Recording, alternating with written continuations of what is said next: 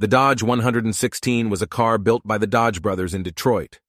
It was an evolution of the Model 30 and was introduced in June 1922 as a 1923 model year car. Like its predecessors, the car had a side-valve four-cylinder engine with a capacity of 3,479 cubic centimeters. This gave a power output of 35 horsepower. Power was driven through a multi-plate dry clutch and a 3-speed transmission with floor shift and delivered to the rear wheels. The rear wheels were mechanically braked. The wheelbase of the chassis was 28.96 millimeters. Unlike the previous models, 2 trim levels are offered. The standard equipment was offered with the 2-door Roadster, 4-door touring car, 4-door sedan, 2-door business coupe, and 4-door luxury sedan.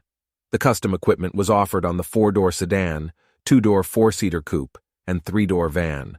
For the first time in the U.S. automotive industry, all steel bodies were offered, instead of the usual wood-steel composite construction. In 1924, the series had been completely revised. The wheelbase has increased by 2 inches to 29.46 millimeters, and all the bodies had a lower and more stretched profile. All cars were now equipped with a single brake light. New special models had the same structures as the standard models, but were better equipped.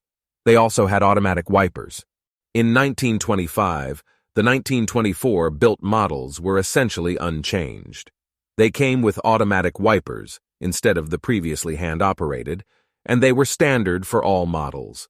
As a custom model, a 5-door station wagon was offered.